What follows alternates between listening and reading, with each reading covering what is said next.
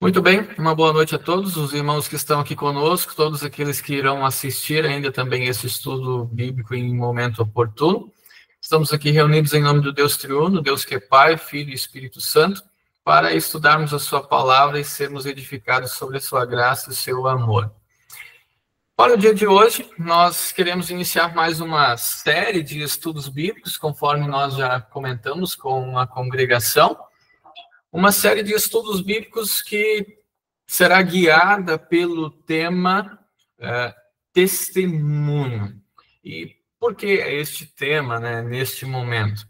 Bem, aproveitando o calendário litúrgico de nossa igreja, nós acabamos aí de celebrar o momento do Pentecostes, e um momento muito especial em que celebramos o envio do Espírito Santo, tanto da parte do Pai como do Filho, sobre os discípulos de Jesus, Espírito Santo que também é derramado sobre a nossa vida e habita em nós desde o dia do nosso batismo. É este momento singular na nossa vida, que é o batismo, que também nos faz, ou nos torna, por meio dele, Cristo nos torna suas testemunhas. É esta palavra que Jesus Cristo disse aos seus discípulos. E por isso nós queremos aproveitar esse momento de Pentecostes agora para refletir um pouquinho sobre esta temática, Testemunho.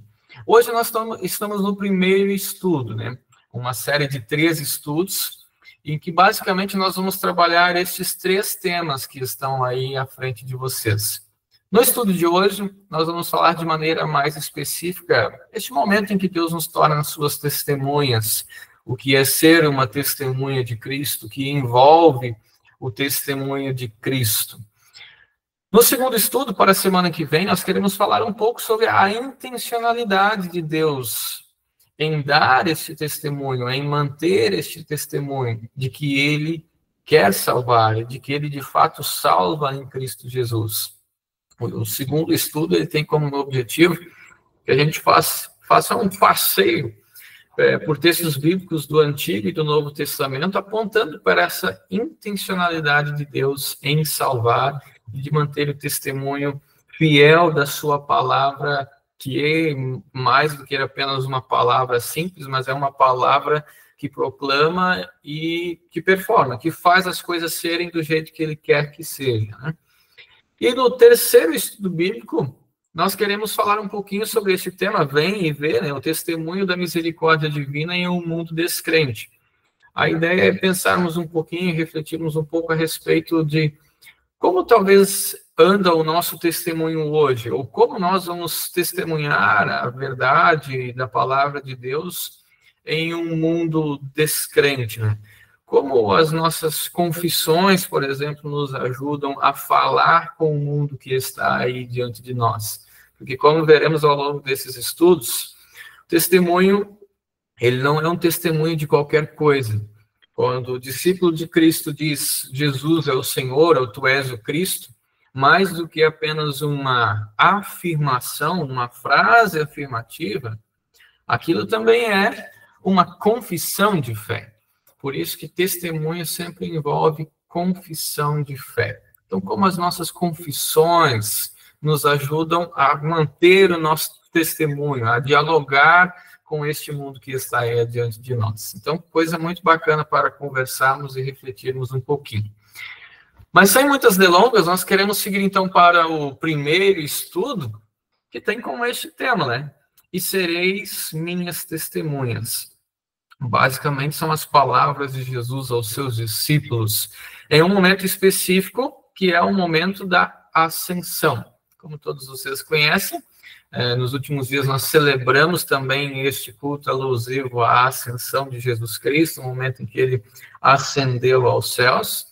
E conforme o texto bíblico de Atos, capítulo 1, nos deixa claro, ali naquele momento em que Jesus Cristo estava subindo aos céus, ali nas suas últimas instruções, nas suas últimas palavras aos discípulos, ele disse a eles, mas vocês vão receber poder ao descer sobre vós o Espírito Santo, e sereis minhas testemunhas, tanto em Jerusalém, como em toda a Judéia e Samaria, e até os confins da terra. E ditas essas palavras, foi Jesus elevado às alturas à vista deles, e uma nuvem o encobriu dos seus olhos. Bem, é interessante quando a gente fala dessa questão de ser testemunha, porque ali a gente percebe um envio, vamos dizer assim, de Jesus Cristo relacionado aos seus discípulos. Ele ascende aos céus, e uma vez até alguém perguntou, né, mas poxa, por que Jesus subiu aos céus e deixou os seus discípulos aqui na terra? Bem, a resposta é clara, Jesus Cristo disse, ele respondeu a pergunta para nós, né? Eu quero que vocês sejam as minhas testemunhas aqui, por isso que ele não as leva junto. Ele envia elas, os seus discípulos, para esta missão, serem suas testemunhas. E, obviamente, isso é uma coisa que também nos atinge. E, em termos de curiosidade, assim, eu quero passar aqui rapidamente pelo final dos 4 evangelhos. Em cada um dos evangelhos, no finalzinho ali, a gente tem praticamente este envio de Jesus Cristo, e que está conectado a essa questão de ser uma testemunha de Jesus Cristo. Quando a gente olha, por exemplo, para o texto de Mateus, capítulo 28, lá Jesus diz aos seus discípulos, né? Toda autoridade me foi dada no céu e na terra, portanto, vão e façam discípulos de todas as nações, batizando-os em nome do Pai, do Filho e do Espírito Santo, ensinando-os a guardar todas as coisas que tenho ordenado a vocês, né? E é isso que estou com vocês todos os dias até o fim dos tempos. Então, este ensinar envolve também testemunhar tudo aquilo que eles já tinham visto e ouvido a respeito e do próprio Jesus Cristo. Marcos 16, bem no finalzinho, Jesus Cristo também diz algo bem similar para eles, né, para os seus discípulos. Vão por todo mundo e preguem o evangelho a toda criatura. Quem crer e for batizado será salvo, quem porém não crer será condenado. E, mais ao final, o texto bíblico diz, e eles foram e pregaram por toda parte, cooperando com eles o Senhor e confirmando a palavra por meio de sinais que se seguiam. Bem interessante. João também tem algo similar. Jesus Cristo diz aos seus discípulos, recebam o Espírito Santo. Se de alguns vocês perdoarem os pecados, são-lhes perdoados, mas se os retiverem, são retidos. E aí, no finalzinho ainda, João, né, o evangelista que escreve, ele a próprio punho diz, né? Este é o discípulo que dá o testemunho a respeito dessas coisas e que as escreveu. Né? E sabemos que o seu testemunho é verdadeiro. É bem interessante isso.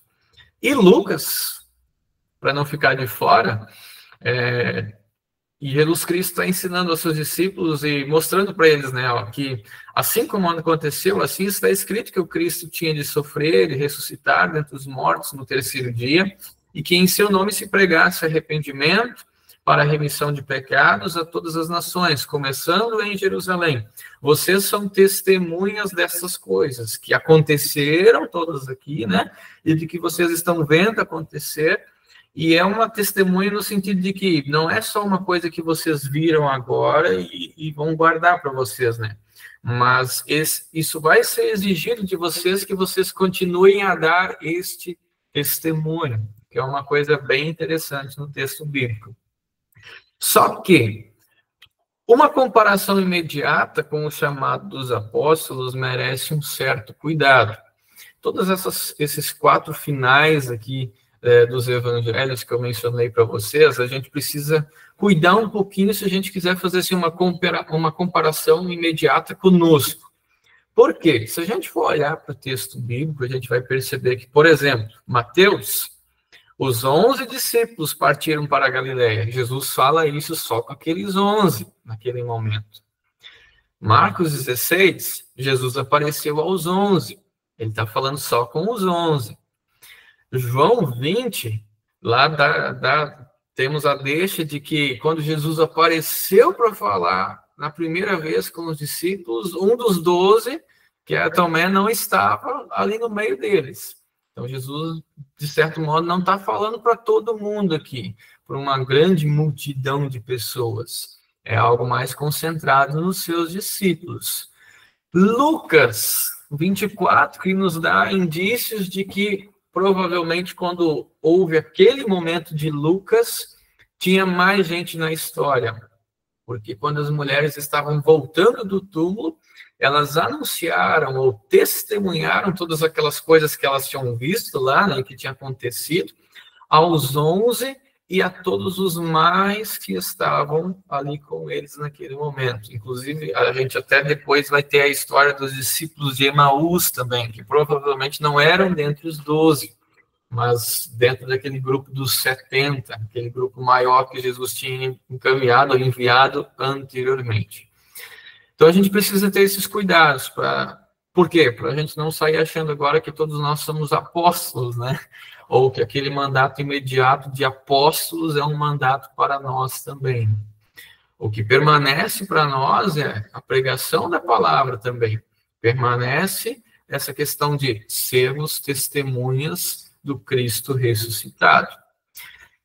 E aí eu destaco para vocês que em todas essas leituras tem algo que... Tem duas coisas, basicamente, ou a gente poderia resumir em uma, que se repete, assim, nesses textos bíblicos. Se vocês notaram por alto, assim, vocês vão se lembrar, né?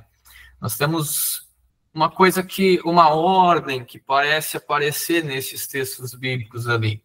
Bem, a primeira delas é o Espírito Santo. Jesus Cristo está dando o seu discurso final e ele está deixando claro para eles, vocês vão receber poder. Em João, ó, eu vou enviar um consolador para vocês, né? E quando ele fala, por exemplo, também sobre a questão de perdoar pecados, está atrelado à ação do Espírito Santo através da sua igreja também. E aí a gente percebe o apontamento para a presença do Espírito Santo na vida dos discípulos e de todos os que creem em Cristo Jesus. E o Espírito Santo fazendo o quê? Ensinando-os ou lembrando vocês de todas as coisas que aconteceram. Ou seja, falando da obra divina de salvação.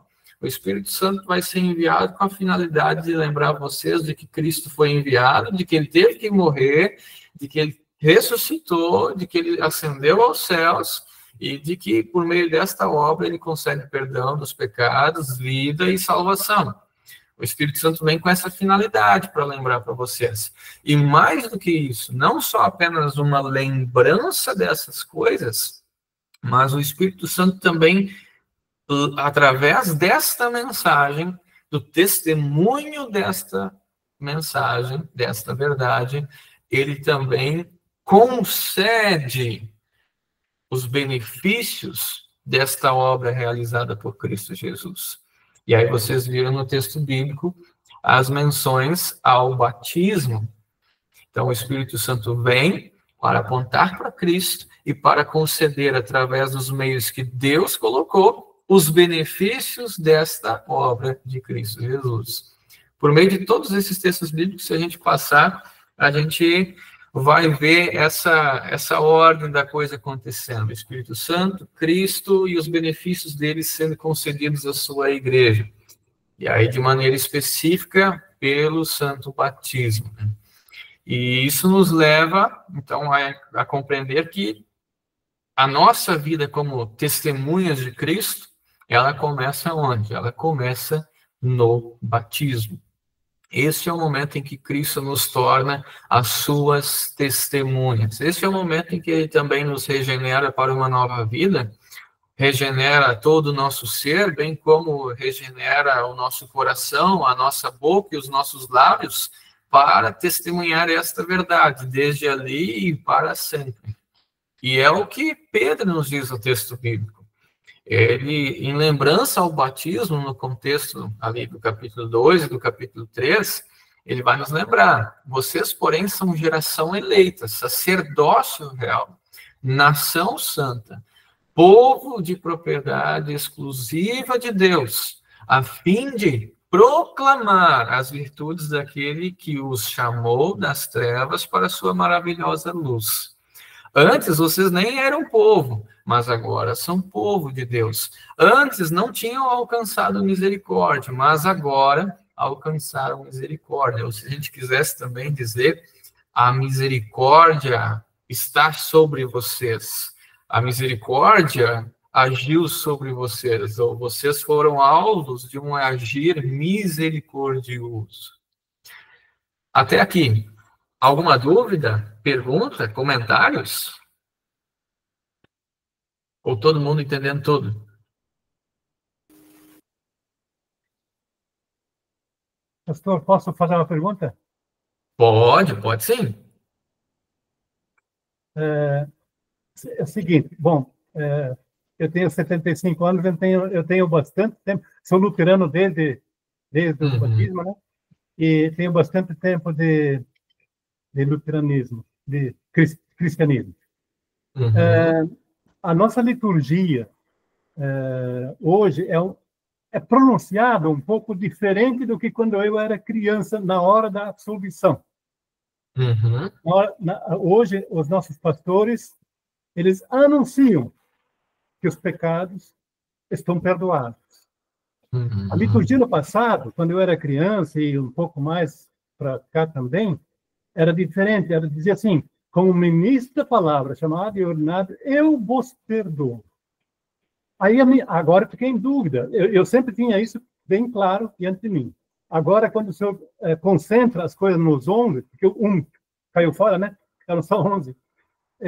Aí eu fiquei agora numa dúvida. Os nossos pastores têm, da parte de Deus, a, vamos dizer assim, a ordem de perdoar realmente aqueles que estão, de fato, arrependidos? Muito bem, ótima pergunta. E eu vou lhe dizer que a liturgia, ela permanece, e eu estou, inclusive, com ela aberta aqui do meu lado, só para te dizer que o texto é exatamente assim também. Aqui, por exemplo, a nossa confissão, a nossa liturgia coloca o seguinte, né? O pastor, ele não somente anuncia, no sentido de anunciar ou fazer uma afirmação sobre algo, mas o pastor que é chamado e ordenado, ele proclama, ele declara isto. Tanto que a nossa liturgia, ela diz o seguinte, deixa eu colocar aqui está em linguagem contemporânea que eu abri. Vou colocar aqui a linguagem tradicional, né? Que ela vai completar isso aqui. Taratata, deixa eu descobrir aqui. Tendo, pois, confessado os vossos pecados, confiando no perdão de Deus e desejando o consolo do Espírito Santo, como ministro da palavra, chamado e ordenado, anuncio-vos, ou poderia dizer aqui, declaro a vocês a graça de Deus, e em nome e por ordem de Jesus Cristo, atenção agora, eu perdoo todos os vossos pecados. Em nome do Pai, do Filho e do Espírito Santo. Amém. Então, o pastor chamado e ordenado, ele tem esse reconhecimento público da parte da igreja, que ele proclama ou declara o perdão de pecados, não por sua própria vontade ou ordem, mas por ordem de Cristo Jesus, seu Senhor e Salvador. Hora ou outra, eu e o pastor Marcos, nós, na verdade, praticamente, em quase todas as vezes, a gente passa por isso. Deves ouvir de vez em quando, né? Como ministro da palavra, chamado e ordenado, né? A gente sempre diz isso, perdoados estão os teus pecados, ou eu perdoo os teus pecados. Feito? Obrigado, pastor. Isso. Muito bem, continuando aqui, então, sobre essa questão de então, sermos feitos ou tornados testemunhas de Cristo desde o dia do nosso batismo, Lutero ele faz uma afirmação interessante. Né? Ele diz que uma vez que o cristão conhece a Cristo como seu Senhor e Salvador, seu coração é permeado por Deus. Por isso, agora ele está ansioso para ajudar a cada um receber os mesmos benefícios, pois seu maior prazer está neste tesouro, o conhecimento de Cristo. E aí um outro autor, citando Lutero, ele vai dizer, né, que depois que ficamos sabendo que conhecemos a Deus em seu Filho e recebemos o perdão dos pecados e o Espírito Santo, que investe nossos corações com alegria e com a paz da alma, fazendo com que olhemos com desdém para o pecado e a morte, o que ainda então precisaria ser feito. E aí Lutero, lá no texto, ele diz, vai e não fica calado. Você não é o único a ser salvo. O restante das pessoas também deve ser salvo. Lutero afirma, então, que não se pode negar que cada cristão possui a palavra de Deus, é ensinado e ungido por Deus para ser um sacerdote. Como ele tem a palavra e é ungido por Deus, então ele tem o dever de confessar, ensinar e espalhar essa palavra. Coisa muito importante. Então, Lutero está nos fazendo pensar o quê? Nós, cristãos, desde o dia do nosso batismo, recebemos este chamado de sermos testemunhas de Cristo Jesus. E temos a palavra e fomos ungidos, talvez uma linguagem que a gente poderia voltar ao batismo, né? Fomos revestidos por Cristo Jesus. E, portanto, como filhos de Deus, também temos esse dever de confessar, ensinar e espalhar, poderíamos trocar ali a palavrinha, testemunhar essa palavra. Este mesmo autor, ele vai dizer que o testemunho cristão, ele presume falar em nome de Deus, pois foi ele que chamou o seu povo para falar em nome dele. Então, o testemunho cristão presume falar em nome de Deus, pois foi ele que chamou o seu povo para falar em nome dele. E isso é uma coisa que a gente vê de maneira bem clara quando a gente, como estamos usando o texto bíblico de Atos dos Apóstolos, quando a gente olha para o livro de Atos dos Apóstolos e a gente vê que os discípulos e os apóstolos, eles vão deixar bem claro que, nós não podemos deixar de falar das coisas que vimos e das coisas que ouvimos. Esse testemunho, como é algo que está inerente na vida deles. A gente não, isso é gracioso demais, isso é maravilhoso demais para a gente deixar de falar sobre essas coisas, ou dar este testemunho. E mais do que isso, a gente volta para aquilo que Lutero disse, essa é a nossa missão também aqui, esse é o nosso objetivo como cristãos, falar dessas coisas que vimos e ouvimos.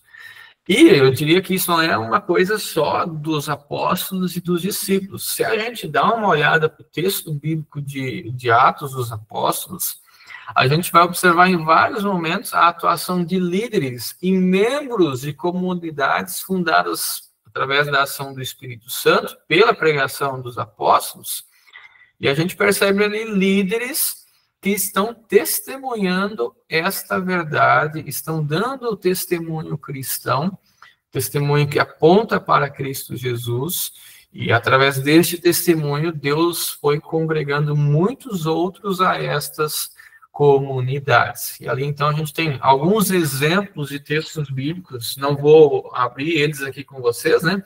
Mas que a gente poderia dar uma olhada e ver, como Lídia, enfim, e tantos outros ali, né? Só que temos um detalhe aqui, né? A gente precisa reconhecer talvez algumas coisas. Testemunho cristão, fácil ou difícil?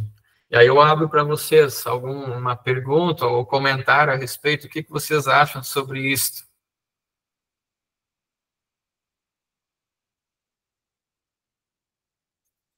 Alguém quer falar algo sobre testemunho cristão? Será que é fácil sermos testemunhas de Cristo? Será que é fácil anunciarmos essa palavra da verdade? Pastor, eu acho que quando a gente se depara muitas vezes num momento que a gente precisa falar, parece que a gente tem a impressão clara que Deus nos assiste nessa hora. Eu sempre me lembro daquela parte que Jesus disse para os discípulos, que eles não se preocupassem com o que eles iam falar, porque naquela hora o Espírito Santo colocaria em sua boca aquilo que ele queria que eles falassem. Então, às vezes, eu tenho essa impressão de que parece que as palavras fluem na hora, quando a gente vai falar com a pessoa. Ótimo, é um excelente comentário, né? Cristo Jesus nos deu essa promessa, né? Ele disse aos seus discípulos, e que vale para nós, né? Não fiquem preocupados, né? Quando vocês forem levados a algum tribunal ou precisarem dar algum testemunho ali naquele momento, né? Que o Espírito Santo que eu vou enviar, ele vai dar para vocês as palavras necessárias, né? Vai conduzi-los também neste momento. É um excelente exemplo, né? Mas, seguindo, a gente precisa lembrar, talvez, de algumas coisas, né? E aqui eu trago algumas palavrinhas do texto original, só para vocês pensarem um pouquinho a respeito, né? A palavrinha que está ali nesse texto bíblico de Atos dos Apóstolos, que é traduzida por testemunha, é essa palavrinha chamada marturês, testemunha, que significa testemunha, né? Só que, conectada a esta palavrinha, tem a palavrinha martus, que significa uma pessoa que perdeu a vida por ter dado testemunho de suas convicções, ou seja, um mártir. Então, a gente vê que testemunha envolve isto também. Há essa grande sombra, poderia dizer assim, né? Que a gente vê no texto bíblico de Atos dos Apóstolos com Estevão, que é o primeiro mártir da igreja cristã, ali do Novo Testamento, que é alguém que está testemunhando a respeito de Cristo Jesus. E esse testemunho a respeito de Cristo Jesus, por causa de Cristo Jesus, houve consequências sobre a vida dele. Ele é apedrejado até a morte. No entanto, todavia, a gente olha para o texto bíblico e vê que Deus não deixa desamparados os seus em meio ao testemunho, ainda que as garras da morte, do diabo e do mundo queiram sobressair sobre os seus filhos enquanto que eles estão aqui neste mundo, o próprio texto bíblico nos dá algo de extremo consolo, que é mostrar que, olha, mesmo em meio a um mártir, mesmo em meio a um testemunho que te leva à morte, eu estou mostrando para você que há vida, né? E que eu estarei com você, né? E que se for este o resultado, a tua morte, não precisas temer, né? Aquele que crê em mim sabe que não vai morrer eternamente. Né? Então, isso é algo de extremo consolo. Milena comentou ali, amém, com certeza. A mãe quer falar. Opa, pode falar. Pastor, no entanto, numa situação tão dramática, eu acho que é dramático uma hora dessa, difícil mesmo, que eu sempre peço a Deus que dê forças e fé suficiente, porque eu não sei se eu teria força suficiente para enfrentar uma situação tão difícil. Com certeza. E é por isso que eu coloquei isso daqui, né? Porque falar sobre o testemunho muitas vezes é fácil. Vai depender se talvez tu tiver como uma faca no teu pescoço, né? Aí a coisa já não é mais tão fácil assim. Depende muito da ocasião, né, pastor? Sim. Então, temos esses detalhes, né? Mas mesmo assim, no meio de uma situação dessa, com certeza, o que a gente pode pedir, ou eu diria que devemos pedir, é que Deus, através da ação do Espírito Santo, sustente o nosso testemunho. Sustente o nosso testemunho mesmo em meio à dor e à aflição que se pode sobrevir. E conectado a isso que disseste, né, Lutero também nos lembra isso, nos diz isso. Ele vai mencionar que testemunhar a fé não é uma tarefa simples. Porque se por um lado a gente diz que é a missão do cristão, como menciona o texto bíblico ali, né, CRI, por isso também falei, por outro lado, há vários elementos que podem fechar os nossos lábios, né, que podem fazer com que a gente se cale no momento em que devíamos ou pudéssemos dar o nosso testemunho.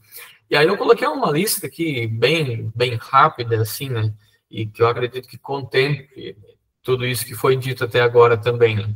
Mas talvez o que nos leva a fechar os nossos lábios? Bem, num primeiro momento, não reconhecer o nosso chamado como cristãos batizados, feitos ou tornados testemunhas de Cristo. Segundo, talvez o perigo de ser inconveniente. A gente sabe que o testemunho cristão, em muitos ambientes e por muitas pessoas, ele não vai ser bem aceito. E a gente, às vezes, tem aquele receio de se tornar um cristão chato ou inconveniente, que quer incomodar. Mas, de certo modo, antes incomodássemos com uma palavra que salva do que nos escondêssemos atrás de um comodismo que mata, né? Além disso, às vezes, a gente até reconhece a necessidade do testemunho. A gente poderia dizer, faz parte, né? Mas eu vou deixar para outro que é mais capaz do que eu. Porque muitas pessoas também se sentem pequenos ou pequenas diante da tarefa, ou, por exemplo, numa situação, como comentado agora há pouco, né? Em que talvez a nossa vida esteja em risco, em jogo, né? Com certeza é um momento que a gente vai, talvez, pensar alguma coisa a respeito disso, né? A gente precisa lembrar que o pecado também causa oposição ao testemunho de Cristo Jesus, ao testemunho cristão. E isso a gente vai perceber dentro do mundo, porque o testemunho cristão não agrada ao mundo. E, além disso, Lutero nos lembra que o diabo luta contra o testemunho da verdade.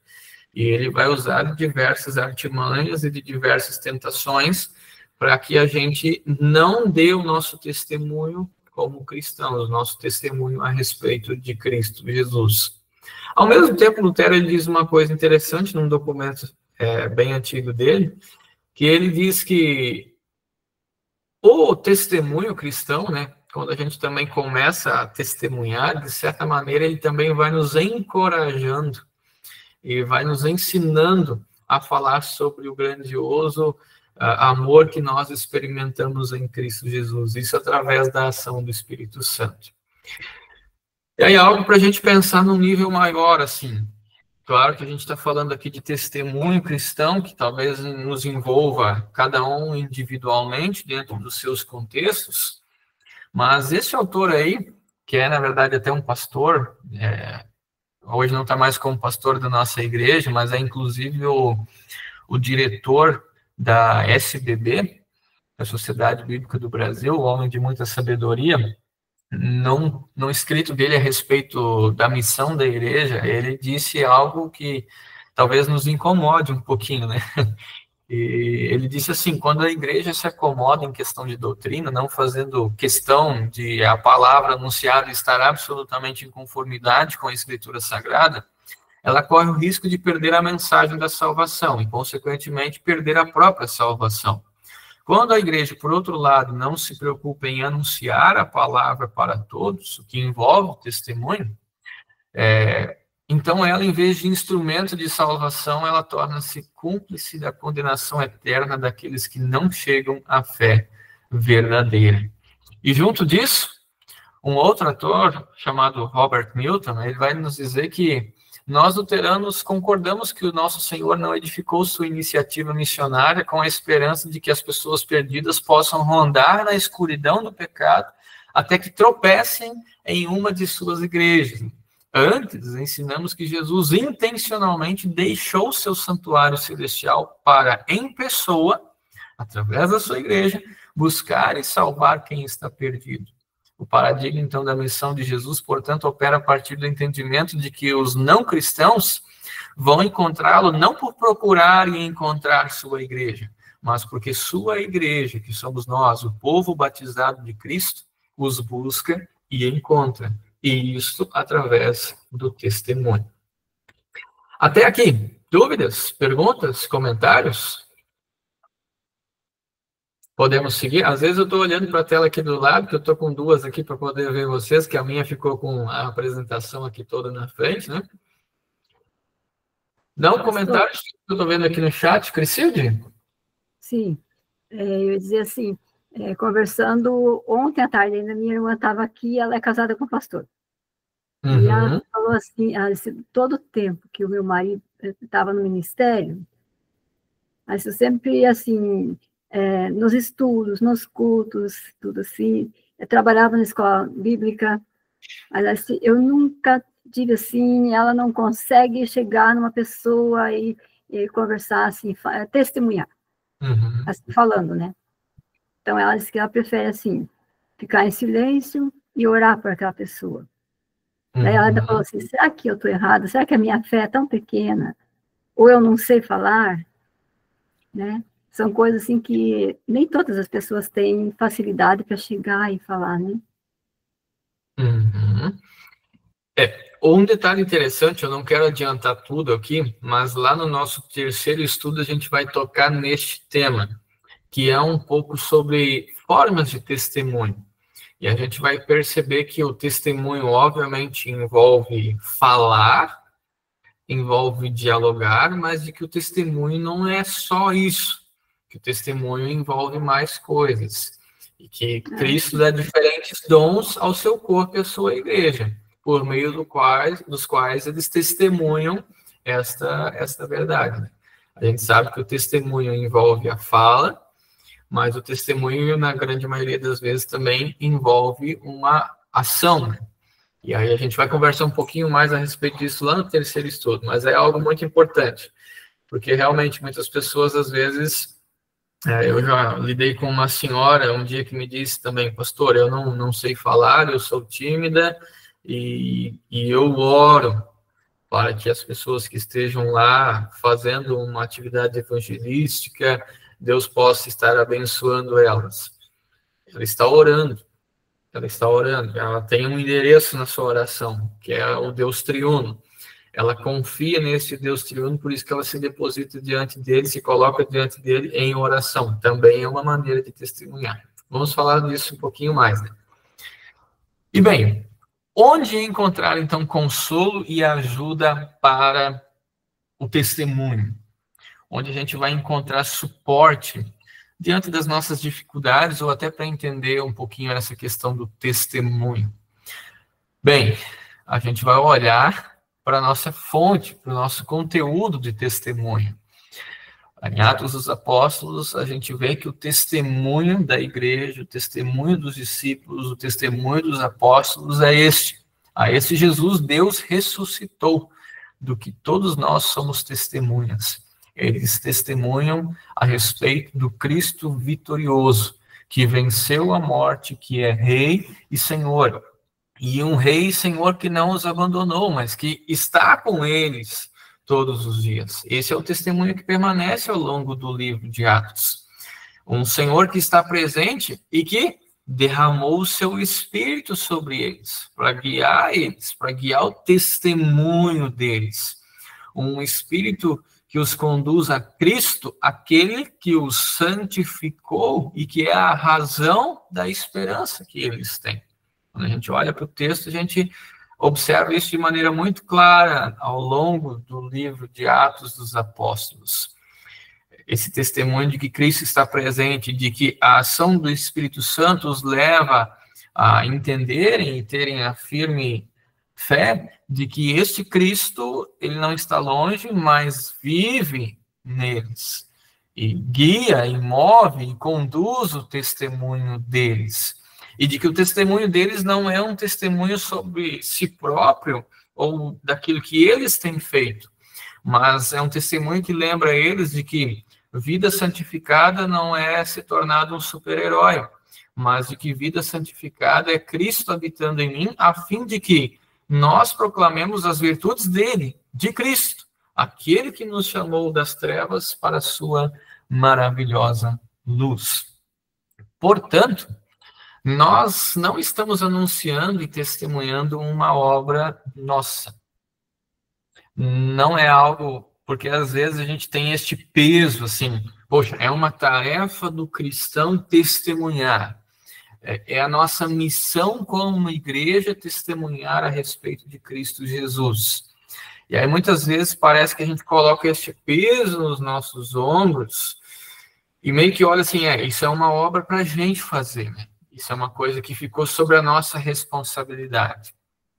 Quando a gente olha para o conteúdo do testemunho que a gente passou rapidamente nesses textos bíblicos, na verdade a gente consegue perceber que o nosso testemunho não é sobre uma obra nossa, mas é sobre a obra de Deus. E aqui tem uma palavrinha bonita para impressionar, né? Mas é missio Dei, que significa o quê? O nosso testemunho aponta para a missão de Deus. Estamos testemunhando a missão de Deus. Estamos testemunhando a obra de Deus, a obra redentora de Deus. E aí, se a gente for falar um pouquinho sobre essa questão de missão de Deus, um termo que surgiu aí no estudo da teologia, a gente compreende, e nós luteranos falamos sobre isso também, de que uma premissa básica a respeito, né, desse termo, a missão de Deus, é de que a missão, ela não tem a sua fonte na igreja propriamente. A fonte da missão e que envolve o testemunho é o próprio Deus triuno. Porque, na verdade, ele é aquele que, primeiro, envia seu Filho, Pai e Filho enviam o Espírito Santo, e aqui Deus faz de si mesmo, não apenas o enviado, mas ao mesmo tempo o conteúdo do envio, sem dissolver através dessa trindade de revelação a igualdade de essência das pessoas divinas. Para simplificar, Missio Dei é a missão de Deus. Deus é o Senhor, o doador da tarefa, o proprietário e o executante. Ele é o sujeito ativo da missão. E assim, missão é a continuação do agir salvífico de Deus através da transmissão destes atos salvíficos dele. Portanto, quando a gente olha para a missão da igreja, o que é a missão da igreja? Se a gente tivesse que fazer uma definição do que é missão, a missão é a igreja expressando e testemunhando as intenções salvíficas de Deus ao mundo por meio da pregação do evangelho e da administração correta dos sacramentos. Então, o nosso testemunho cristão não é uma obra propriamente nossa, mas nós estamos apontando para a obra de Deus, para a missão de Deus. E como filhos dele, nós somos colocados para dentro desta missão, para que através de nós, povo batizado, a sua Santa Igreja, ele continue expressando e testemunhando as suas intenções salvíficas para toda a humanidade. O que acontece pela pregação da palavra, pela pregação do evangelho, a administração dos sacramentos. E o ponto importante é que esse serviço da igreja, a missão, o testemunho, como estamos aqui falando, somente é possível porque ela mesma experimentou compaixão através da ação redentora do Filho de Deus. E agora representa a comunidade dos crentes e justificados.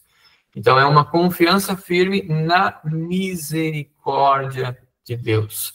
A gente percebe que a missão da igreja, ou o testemunho da igreja, o nosso testemunho como cristãos, ele parte daquilo que Deus fez por nós em Cristo Jesus. E ele é um movimento da nossa fé impulsionado pela ação do Espírito Santo na nossa vida, que continuamente nos faz apontar para Cristo Jesus. E isso é importante por quê? Porque as boas novas do Evangelho não são para ser guardadas. Elas podem até não soar bem ao ouvido daqueles que rejeitam a salvação em Cristo e sua companhia, mas para tantos outros é poder de Deus para a salvação, para perdão, para a paz e certeza da companhia de Deus. Nós não somos apenas beneficiários ou guardiões das bênçãos de Deus, mas somos portadores delas, o que é diferente. Onde estivermos, seremos as suas testemunhas. Até aqui. Dúvida? Pergunta e comentário, chegamos aí aos finalmente desta primeira parte, desse primeiro estudo bíblico, onde podemos observar um pouquinho sobre o que é ser uma testemunha de Cristo, como fomos feitos testemunhas de Cristo, qual que é o nosso testemunho e para que ele serve, como vimos aí neste último slide. Perguntas, dúvidas, comentários? Só dizer que o testemunho não é só o gente falar, é a própria conduta, é o próprio viver do cristão. É o modo como ele vive, ele também expressa o amor de Deus e a fé que a pessoa tem, o que ela crê na vivência de cada um. Exatamente, por isso que eu voltei aqui um pouquinho nos slides do texto de 1 Pedro, capítulo 2, proclamar as virtudes daquele que os chamou das trevas para a sua maravilhosa luz. A gente sabe que virtudes é algo que vai muito mais do que uma boa palavra, ou uma palavra polida, ou uma palavra a respeito de Cristo. Mas virtudes envolvem todas aquelas coisas que também englobam os nossos pensamentos, as nossas palavras, as nossas ações e, inclusive, enfim, todo o nosso viver diário, que também, como diz Lutero, permite com que, através de nós, seja visto um pequeno Cristo. E como diz o texto bíblico de Gálatas, também acima, né? As virtudes evidenciam, não eu, Edivão, pastor, ou cada um de nós, mas virtudes que evidenciam que Cristo vive em mim. Exatamente, ótimo comentário. Mais alguém?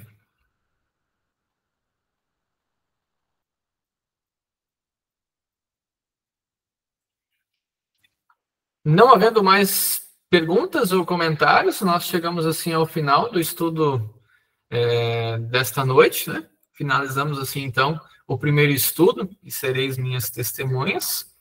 Lembrando que na semana que vem, nós queremos, então, conversar sobre a intencionalidade de Deus em salvar. Vamos fazer aí um passeio por textos bíblicos do Antigo e do Novo Testamento, e que nos deixam bem claro, assim, como Deus também é intencional no seu testemunho a respeito das suas promessas, de quem ele é, como ele é intencional em se dirigir ao seu povo e a todas as nações, em mostrar que ele é o Deus verdadeiro, como ele é intencional em anunciar salvação e fazer e cumprir esta salvação.